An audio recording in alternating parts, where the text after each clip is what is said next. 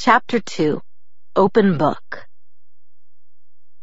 The next day was better and worse.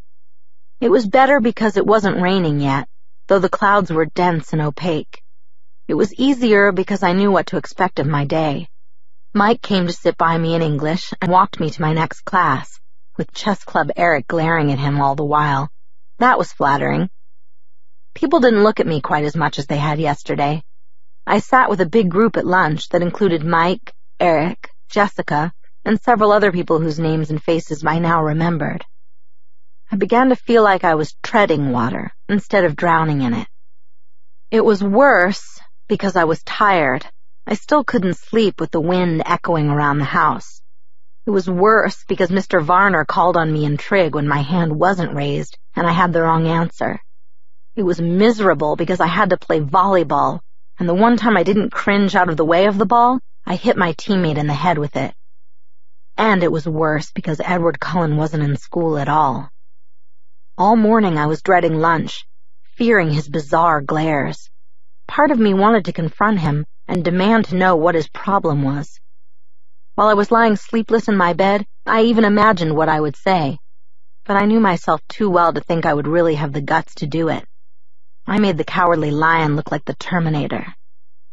But when I walked into the cafeteria with Jessica, trying to keep my eyes from sweeping the place for him, and failing entirely, I saw that his 4 siblings of sorts were sitting together at the same table, and he was not with them. Mike intercepted us and steered us to his table. Jessica seemed elated by the attention, and her friends quickly joined us. But as I tried to listen to their easy chatter, it was terribly uncomfortable, waiting nervously for the moment he would arrive. I hoped that he would simply ignore me when he came and prove my suspicions false.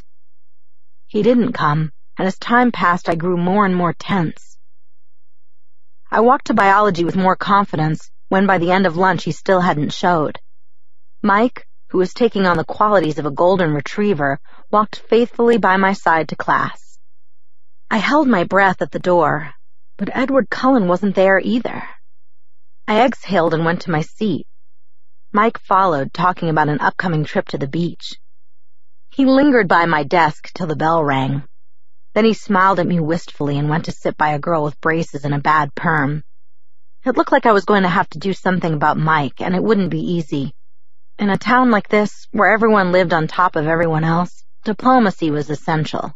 I had never been enormously tactful. I had no practice dealing with overly friendly boys.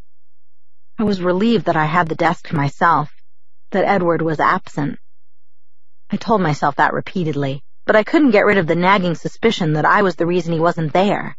It was ridiculous and egotistical to think I could affect anyone that strongly. It was impossible, and yet I couldn't stop worrying that it was true.